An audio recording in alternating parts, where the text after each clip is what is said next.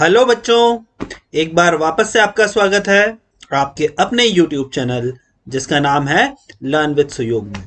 और दोस्तों, सैंगेज के सॉल्यूशंस की इस सीरीज में आज हम सैंगेज ट्रिग्नोमेट्री और का क्लास 12th का second chapter that is inverse trigonometric function के सॉल्यूशन लेके आए। इनवर्स ट्रिग्नोमेट्रिक फंक्शन सैंगेज ट्रिग्नोमेट्री का क्वेश्चन नंबर 7 चैप्टर है इनवर्स ट्रिग्नोमेट्रिक फंक्शन। उसी की आज हम question number concept application exercise 7.1 के सॉल्यूशंस आपके सामने लेकर आ रहे हैं। तो आइए बच्चों, हम शुरू करते हैं। पहला क्वेश्चन मुझे बोल रखा है प्रिंसिपल वैल्यू निकालनी है मुझे कोसेक इनवर्स -1 की। इट्स वेरी इजी, आप कर सकते हो। Its value is -π/2। Cot inverse of -1/√3 की जो वैल्यू होगी ये भी आराम से हम पाई -1/√3 होता है π/3 पे, तो पाई -π/3 दैट इज 2π/3। मैंने आपको बताया था जब भी कहीं पर भी नेगेटिव साइन होता है तो हम पाई माइनस लगाते हैं। अब मैं आ रहा हूं बच्चों क्वेश्चन नंबर 2 की तरफ। बहुत ही छोटी सी इक्वेशन मुझसे बोल रखी है कि आपको एक चीज सॉल्व करनी है, कॉस इनवर्स लेस देन 2। तो वेल बच्चों, अगर मैं कॉस इनवर्स एक्स की जनरल बात बताऊं तो कॉस इनवर्स एक्स मेरा होता है पाई से लेके 0 के बीच में। ठीक है, अगर कॉस इनवर्स एक्स 2 से छोटा है, पाई होता है मेरा 3.14, तो कॉस इनवर्स एक्स की वैल्यू 2 से छोटी होनी चाहिए और ऑब्वियस सी बात है 0 से बड़ी होनी चाहिए। हमें पता है कि कॉस इनवर्स फंक्शन एक होता है डिक्रीजिंग फंक्शन, तो जब हम कॉस से मल्टीप्लाई करेंगे दोनों तरफ या उधर ले जाएंगे इस कॉस इनवर्स को, तो हमारी इनइक्वालिटी चेंज हो जाएगी। तो मेरी इनइक्वालिटी आ जाएगी x should be less than equal to cos of 0 and x is greater than cos of 2। तो less than cos of 0 is 1 और कॉस ऑफ 2 से बड़ा, तो x की वैल्यू हो जाएगी कॉस 2 से बड़ी और 0 से कॉस 0 से छोटी। तो कॉस 2 से बड़ी मतलब कितनी हो गई, कॉस 2। तो x belongs to open interval cos 2 to close interval 1। ये मेरा क्वेश्चन नंबर 2 का आंसर आएगा। वेल बच्चों, क्वेश्चन नंबर 3 की तरफ जाता हूं। मुझसे बोला है find the possible values of sine inverse of 1 - x plus cos inverse of x - 2। Well, इसकी रेंज निकालने से पहले मैं इसका डोमेन निकाल लेता हूं। अगर मुझे इस चीज को डिफाइन करना है तो 1 - x की वैल्यू मेरी 1 से छोटी और -1 से बड़ी होनी चाहिए। अगर मैं इन दोनों इनइक्वालिटी को सॉल्व करूंगा 1 - x greater than equal to -1, तो यहां पर मेरा x less than equal to 2 आ जाएगा। और दूसरी ओर अगर मैं इसे सॉल्व करूंगा 1 - x is less than equal to 1, तो यहां पर x is greater than equal to 0 आ जाएगा। तो पहला जब हमने साइन इनवर्स 1 - x को बच्चों कैलकुलेट किया तो मेरा आंसर आ गया x belongs to close interval 0 to 2। अगर मैं cos inverse of root of x - 2 को सॉल्व करता हूं तो मेरा x - 2 should be greater than equal to 0 and x is less than equal to x - 2 is less than equal to 1 होना चाहिए। तो वेल, एक ही चीज है कि x की वैल्यू मेरी होनी चाहिए under root of x - 2 greater than 0 और under root of x - 2 less than 1 होना चाहिए। मतलब अगर मैं इसको सॉल्व करूं तो x की वैल्यू जो होगी यहाँ पे 2 to 3 के बीच में होनी चाहिए जब मैं इस इनइक्वालिटी को सॉल्व करूंगा। पहली इनइक्वालिटी मुझे 0 से 2 के लिए कह रही है, दूसरी इनइक्वालिटी मुझे 2 से 3 के लिए कह रही है। दोनों का इंटरसेक्शन ऑब्वियस सी बात है एक ही वैल्यू रहेगी, that is x is equal to 2। और अगर मैं x इज इक्वल टू 2 बच्चों इक्वेशन पे डालता हूं तो ये मुझे मिलेगा साइन इनवर्स 1 - 2 दैट इज -1 जिसकी वैल्यू -π/2 हो जाएगी और cos इनवर्स 2 - 2 दैट इज 0 इसकी वैल्यू π/2 हो जाएगी। तो मेरा आंसर आ जाएगा -π/2 प्लस π/2 इट्स इक्वल टू 0। बात समझ में आई? This was my question number 3। अब मैं क्वेश्चन नंबर 4 की तरफ जा रहा हूं। Find the real value of x for which the function f(x) is equal to cos inverse under root of x square plus 3x plus 1 plus cos inverse root x square plus 3x define होगा, वो वाली value निकालनी है। तो well, under root में हमें पता है हर वैल्यू पॉजिटिव होती है, ज्यादा सोचना ही नहीं है। तो X square plus 3x plus 1 ये 1 से छोटा होना चाहिए और 0 से बड़ा होना चाहिए। ठीक है, तो इसको जब मैं सॉल्व करूंगा तो एक इक्वेशन मेरी आएगी x square plus 3x plus 1 should be greater than 0 और x square plus 3x should be less than equal to 0, क्योंकि प्लस 1 को मैंने वहां किया। ये मेरी पहली दो इक्वेशंस आ गई। दूसरा मेरे को क्या दे रखा है, cos inverse of under root of X square plus 3x। So well, अगर under root of X square plus 3x को भी डिफाइन होना है तो X square plus 3x should be greater than equal to 0 और x square plus 3x should be less than equal to -1। तो ये चारों के चारों बच्चों मेरी इक्वेशन सेटिस्फाई होनी चाहिए। अब यहां पर ध्यान से देखो ये दोनों इक्वेशंस को, पहले की दूसरी और दूसरे की पहली इक्वेशन। पहले की दूसरी इक्वेशन बोल रही है मुझे x square plus 3x less than equal to 0 और दूसरी इक्वेशन बोल रही है x square plus 3x greater than equal to 0। तो दोनों का हम कॉम्बिनेशन लेंगे तो एक ही पॉसिबिलिटी कि x square plus 3x should be equal to 0 और उसे हम सॉल्व करेंगे तो will get two values of x that is equal to 0 and -3। तो x की यहाँ पर हमें दो वैल्यू मिलेगी दैट इज 0 और -3। तो x की दो वैल्यू हमें कौन कौन सी मिल गई, 0 and -3। So real values of x की बात करूं तो we will be getting two values that is 0 and -3। So इस तरह से हमारा जो वैल्यूज आ गई क्वेश्चन नंबर 4 के लिए 0 और -3 आ गई। अब मैं बच्चों आता हूं क्वेश्चन नंबर 5 पर। मुझसे पूछा है find the smallest and largest value of tan inverse of 1 minus x upon 1 plus x और यहां पर x भी बोल रखा है वो मेरा 0 से लेके 1 तक है, मतलब x पे भी कंडीशन लगा रखी। तो वेल, अब अगर हम इसको सॉल्व करेंगे तो यहां पर क्या चीज होगी, लेट्स सी कि हमारी क्या चीज होगी यहां पर। तो वेल यहां पर एक्चुअली में मुझे इस फंक्शन की रेंज निकालनी है, तो मैं इसको देखो थोड़ा सा अलग तरीके से ऐसे लिख सकता हूं। इसे मैं ऐसे लिख सकता हूं tan inverse of 2 upon 1 plus x minus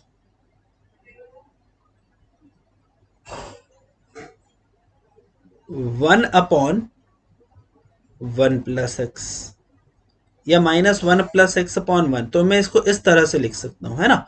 देखिए इसको हम इस तरह से लिख सकते हैं, या देखो मैं इस तरह से कर सकता हूं, इसको एक स्टेप और हम आगे कर देते हैं। तो इसे अपन इस तरह से लिख सकते हैं that is 2 multiply by 1 plus X, या sorry it's 2 minus 1 plus X upon 1 plus X, है ना। सो इसको मैं इस तरह से अगर लिख सकता हूं tan इनवर्स को, तो I can again write as tan inverse of 2 upon 1 plus x minus 1। ठीक है, अब यहां पर हमें रेंज निकालनी x की वैल्यू 0 से लेके 1 के बीच में। अगर मैं x की वैल्यू बच्चों 0 डाल देता हूं इस पूरे के पूरे फंक्शन में, तो मुझे क्या मिलेगा, मुझे यहां पर मिलेगा 2 माइनस 1। तो यहां पर वैल्यू मेरी हो जाएगी π/4 के बराबर। और अगर मैं x की वैल्यू 1 डाल देता हूं तो यहां पर हो जाएगा 2 upon 2 minus 1 that is 1 minus 1 that is 0। तो यहां पर मेरी इस पूरे के पूरे फंक्शन की वैल्यू आ जाएगी tan इनवर्स 0 से लेके tan inverse 1 minus 0 minus 1 tan inverse 1 तक। तो यहां मेरी वैल्यू आ जाएगी 0 से लेके π/4 तक। तो 0 से लेके π/4 तक मेरी वैल्यू आ जाएगी और यहां पर जो मेरा सोल्यूशन होगा क्वेश्चन नंबर 5 में क्लोज इंटरवल 0 to π/4 होगा। अब मैं बच्चों क्वेश्चन नंबर 6 की तरफ जा रहा हूं। बहुत अच्छा क्वेश्चन है। यहां मुझे बोल रखा है हमें दो इनइक्वालिटी सॉल्व करनी है। एक है sign inverse of cos inverse of x less than 1 और दूसरी मुझे इनइक्वालिटी सॉल्व करनी है cos inverse of x less than 1। Well मैं दोनों इनइक्वालिटी एक एक करके सॉल्व करता हूं। तो पहली इनइक्वालिटी अगर मैं सॉल्व करूं, साइन इनवर्स ऑफ एनीथिंग, ये -π/2 से π/2 के बीच में होता है। तो मैं लिख सकता हूं कि sign inverse of cos inverse of x, है ना, इसकी जो वैल्यू रहेगी ये 1 से छोटी होगी और ये -π/2 से मेरा बड़ा होना चाहिए। ठीक है, तो अगर मैं बात करूं इसकी, तो ये मेरा साइन इनवर्स को दोनों तरफ ले जाऊंगा तो यहां मेरा हो जाएगा cos inverse of x should be less than sine inverse, मेरा इंक्रीजिंग फंक्शन ही होता है, तो sine inverse cos inverse of x should be less than sine 1 and cos inverse of x should be less than equal to greater than equal to sin of minus pi by 2 that is minus 1. Well मुझे पता है cos inverse x का बच्चों जो graph होता है, जो cos inverse x रहता है वो 0 से पाई के बीच में होता है, तो ऑब्वियस सी बात है यहाँ पर 0 आ जाएगा। मतलब मैं कह सकता हूँ कि मेरा cos इनवर्स x जो है वो sin 1 से छोटा होना चाहिए और cos ऑफ 0 दैट इज 0 से बड़ा होना चाहिए। तो इसको जब मैं सॉल्व करूंगा तो यहाँ पे मेरी वैल्यू आ जाएगी, cos इनवर्स फंक्शन का डिक्रीजिंग फंक्शन होता है, तो x should greater than equal to cos 0 that is 1 and x should be less than cos of sin 1। तो x की वैल्यू cos ऑफ sin 1 से लेके 1 के बीच में होनी चाहिए। ये मेरी पहली इक्वेशन आ गई कहाँ से, ये पहली इनइक्वालिटी सॉल्व करके आ गई। दूसरी इनइक्वालिटी मुझे क्या दे रखी है, cos inverse of x less than 1। ठीक है, तो इसको भी हम सॉल्व कर लेते हैं बच्चों। cos इनवर्स ऑफ x बोला है ये 1 से छोटा होना चाहिए, तो ऑब्वियस सी बात है 0 से तो बड़ा होगा ही, तो cos इनवर्स ऑफ x मेरा हो जाएगा 1 से बड़ा और cos इनवर्स ऑफ x मेरा हो जाएगा cos 1 से छोटा। ठीक है, तो ये वाली मेरी इनइक्वालिटी, मतलब ये इनइक्वालिटी मेरी एक्चुअली में पूरी की पूरी तरीके से बदल ही चुकी है। ये मेरी कुछ इस तरह से हो चुकी है, 1 cos inverse of x is greater then 1 and less than 0। तो वेल इनइक्वालिटी मेरी चेंज हो गई, यहाँ पे लेस देन इक्वल टू 1 आएगा और यहाँ ग्रेटर देन होगा। सॉरी, cos इनवर्स फंक्शन मेरा डिक्रीजिंग होता है, तो ये मेरा लेस देन 1 और ग्रेटर देन, यहाँ इनइक्वालिटी चेंज कर दूंगा, ग्रेटर देन लगा हुआ है मेरा, तो cos 0 पे होने के बाद ये लेस देन हो जाएगा और यहाँ ग्रेटर देन हो जाएगा। मतलब मैं बोल सकता हूँ कि cos इनवर्स x जो है it should be greater than equal to 1 and cos inverse of x is less than equal to 1 and cos inverse x is greater than equal to cos 1। तो वेल दोनों तरफ मैं वापस से cos ले लूं तो ये मेरा हो जाएगा x is greater than equal to cos of 1 and x is less than equal to cos of cos 1। तो भाई एक चीज बोल रही है कि x cos 1 से बड़ा होना चाहिए और cos ऑफ cos 1 से छोटा होना चाहिए, और एक चीज बोल रही है cos ऑफ sin 1 से बड़ा होना चाहिए और 1 से छोटा होना चाहिए। तो वेल मैं सारी की सारी जो भी चीजें इसको नंबर लाइन पे प्लॉट कर लेते हैं। ये मेरी x एक्सिस है बच्चों। पहली चीज क्या बोल रही है कि cos ऑफ sin 1 से 1 के बीच में x होना चाहिए। sin 1 बच्चों अप्रोक्सीमेटली होता है साइन ऑफ 1 मेरा एक्चुअली में 57 पॉइंट समथिंग डिग्री होता है, तो cos ऑफ 57.14 डिग्री जो रहेगा मेरा, इसकी वैल्यू मेरी हो जाएगी √3/2 के बराबर, मतलब 1.5 के बराबर, और cos ऑफ 1.5 मेरा लगभग π/2 के बराबर होगा, मतलब ये वाली वैल्यू मेरी 0 के बराबर होगी। तो अगर मैं 0 लेता हूं तो यहाँ कहीं मेरा cos ऑफ sin 1 आएगा और 1 बहुत आगे आएगा। अब यहाँ क्या बोल रखा है, x की वैल्यू cos 1 से बड़ी होनी चाहिए। अब cos ऑफ 1 और cos ऑफ cos 1 से छोटी होनी चाहिए। तो वेल x की वैल्यू यहाँ पर cos ऑफ 1 से बड़ी बोल रहे हैं, तो cos of 60 degree that is 1/2 से मेरी यहाँ पे वैल्यू बड़ी होनी चाहिए, और cos of cos 1 that is cos of 57.44 that is cos of 0.5, और cos ऑफ 0.5 हमारा एक्चुअली π/6 होगा, तो √3/2 कहीं यहाँ पर आएगा, तो उससे छोटी होनी चाहिए। तो बच्चों जब हम इन सभी चीज़ों को देखेंगे तो मेरे x की वैल्यू जो आ जाएगी, x की वैल्यू मेरी आ जाएगी cos ऑफ sin 1 से लेके cos ऑफ cos 1। ठीक है, तो x की वैल्यू मेरी cos ऑफ sin 1 से लेके cos ऑफ cos 1 तक आ जाएगी। अब यहाँ पर हमें एक्चुअली में डिग्री से देखना पड़ रहा है कि कहाँ पर क्या रिजल्ट आएगा, तो बड़ी आसानी से हम इसे, आसान तो नहीं है, थोड़ा हमें सोचना पड़ेगा डिग्री के बारे में, हम इसे कर सकते हैं। क्वेश्चन नंबर 7 पे आते हैं बच्चों। सिंपल सी बात दे रखी है, sign inverse of x is greater then tan inverse of x. Best तरीका आप ग्राफ बनाओ, अगर ग्राफ बना सकते हो तो। ये मैं x इज इक्वल टू 0 लूं तो साइन इनवर्स एक्स का ग्राफ कुछ इस तरह से मेरा साइन इनवर्स एक्स का वो रहता है, तो इसका ग्राफ कुछ इस तरह से होगा, यहाँ पे यूं और यहाँ पर यूं। तो -1 से लेके 1 तक कुछ ऐसा ग्राफ बनेगा मेरा साइन इनवर्स ऑफ एक्स का। और टेन इनवर्स एक्स का जो मेरा ग्राफ बनेगा वो कुछ ऐसा बनेगा, यहाँ से ऐसे। तो ऑब्वियस सी बात है, जब आप इसका ग्राफ बनाओगे तो यू कैन से कि अगर आप x की वैल्यू 0 से लेके 1 के बीच में लेते हो तो ये वाली इनइक्वालिटी सेटिस्फाई होगी। और 0 और 1 पे क्लोज इंटरवल आप डाल सकते हो, 0 पे आपको रखना पड़ेगा ओपन इंटरवल। तो 0 टू क्लोज इंटरवल पे ये जो हमारी वैल्यू रहेगी, ये हमारी जो पर्टिकुलर इनइक्वालिटी रहेगी, दिस विल सेटिस्फाई। तो ये ग्राफ से हो सकता है। क्वेश्चन नंबर 8 में मुझसे बोल रखा है find the range of cos inverse x plus cot inverse x. Well, cos inverse x plus cot inverse x की यहाँ पर रेंज पूछी जा रही है मुझसे। तो मैं ऐसा करता हूं बच्चों, दोनों के दोनों मेरे डिक्रीजिंग फंक्शन है, तो मैं काम करता हूं कि मैक्सिमम वैल्यू जो कॉस इनवर्स एक्स में डाल सकता हूं, एक्स में डाल सकता हूं, वो 1 डाल सकता हूं। तो बोथ आर डिक्रीजिंग फंक्शन, तो अगर मैं x इज इक्वल टू 1 डालूंगा तो देखते हैं क्या आता है। कॉस इनवर्स से 1 मेरा हो जाएगा 0 और कॉट इनवर्स ऑफ 1 मेरा हो जाएगा पाई बाय 4। मतलब दोनों में मैक्सिमम वैल्यू डालने पे मुझे मिला पाई बाय 4। अब कॉस इनवर्स एक्स की मैं मिनिमम वैल्यू डालता हूं जो कि -1 होती, तो देखते हैं हमें क्या मिलता है। अगर मैंने -1 डाला तो कॉस इनवर्स ऑफ -1 हो जाएगा मेरा पाई के बराबर, और कॉट इनवर्स ऑफ -1 मेरा हो जाएगा 3 पाई बाय 4 के बराबर। तो यहां से मेरा आंसर आ जाएगा सिंपली, इसकी जो एफ एक्स की रेंज होगी, range of f x is equal to pi by 4 to pi plus 3 pi by 4, that is 7 pi by 4।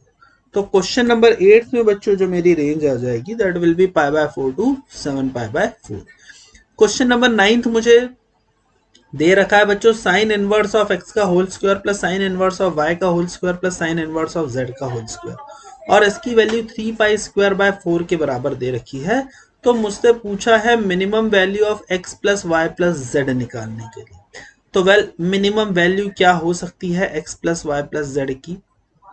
तो वेल, अगर ये सबका सब 3 पाई स्क्वायर बाय 4 के बराबर है, मतलब all sine inverse of X का square should be equal to sine inverse of Y का square should be equal to sine inverse of Z का स्क्वायर, और इनकी जो मैक्सिमम वैल्यू है पाई स्क्वायर बाय 4 वही पॉसिबल है। मतलब मेरा साइन इनवर्स एक्स हो सकता है बच्चों प्लस माइनस पाई बाय 2 के बराबर, सेम मेरा साइन इनवर्स वाई और सेम मेरा साइन इनवर्स जेड। तो इसकी जो मिनिमम वैल्यू मुझे मिलेगी वो मुझे तब मिलेगी जब मैं तीनों को मिनिमम कर दूं। मतलब मैं x is equal to y is equal to z is equal to -1 डाल दूंगा, तो मुझे x plus y plus z -3 मिल जाएगा। क्योंकि x की वैल्यू आप दो चीज रख सकते हो, x की जगह या आप -1 रख सकते हो या +1 रख सकते हो। तो -1 + 1 आपने साइन इनवर्स x में डाला, -1 + 1 आपने साइन इनवर्स y में डाला, -1 + 1 आपने साइन इनवर्स z में डाला। तो इस तरह से मिनिमम वैल्यू साइन इनवर्स और x plus y plus z की हो जाएगी -3। ठीक है। क्वेश्चन नंबर 10 में पूछा है बच्चों, find the value of sine of 1/4 times cos inverse of -1/9। तो वेल, हम क्या कर सकते हैं, इसे किस तरह से सॉल्व कर सकते हैं। कॉस इनवर्स ऑफ -1/9 को से मैं ले लेता हूं थीटा के बराबर, तो कॉस थीटा मेरा हो जाएगा -1/9 के बराबर, और कॉस थीटा मेरा -1/9 के बराबर हो जाएगा। तो मुझे इसकी वैल्यू निकालनी है, मतलब मुझे एक्चुअली में साइन ऑफ थीटा बाय 4 निकालना है। तो साइन ऑफ थीटा बाय 4 निकालना है, तो कॉस थीटा मेरा -1/9 है, तो कॉस थीटा को लिखा जा सकता है 2 cos square theta by 2 -1 is equal to -1/9। इसको जब हम सॉल्व करेंगे तो ये हो जाएगा मेरा 2 cos square theta by 2 is equal to 1 minus 1/9 that is 8/9। तो यहां से मेरा हो गया cos square theta by 2 is equal to क्या हो गया 4/9। ठीक है, cos स्क्वायर थीटा बाय 4 मेरा हो गया 4/9 और cos थीटा मेरा यहां से हो गया +-2/3। अब यहाँ पर मैं देखता हूँ क्या है, यस, तो cos थीटा मेरा ऑब्वियस सी बात है +-2/3 हो जाएगा। cos थीटा को मैं क्या लिख सकता हूँ, मैं लिख सकता हूँ 1-2 sine square theta by 2 is equal to +-2/3। ठीक है, तो अगर मैं इसकी बात करूं तो देखो बच्चों, ये हमारा क्या हो जाएगा, ये मेरा हो जाएगा 2 sine square theta by 2 is equal to 1-1/3 that is 1-2/3।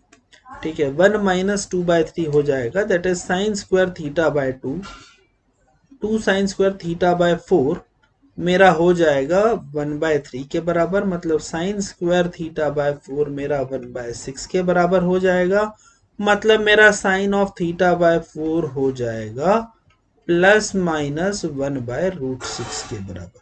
तो ये मेरी बच्चों वैल्यू आ गई साइन ऑफ थीटा बाय 4 की। ठीक है, तो मेरा जो साइन थीटा रहेगा वो ±√3 होगा। अच्छा, अब एक चीज ध्यान में रखो कि यहाँ पर मैंने नेगेटिव वैल्यू को रिजेक्ट किया, ऐसा क्यों? cos इनवर्स ऑफ -1/9 की जब आप वैल्यू निकालोगे तो ये आएगा हमेशा फोर्थ क्वाड्रेंट में। फोर्थ क्वाड्रेंट में cos पॉजिटिव होता है तो हमेशा मेरे को इसमें आंसर मिलेगा पॉजिटिव 0 से लेके π/2 तक। तो यहाँ पर भी इसकी वैल्यू पॉजिटिव आएगी, मतलब मेरा नेट रिजल्ट पॉजिटिव आना चाहिए।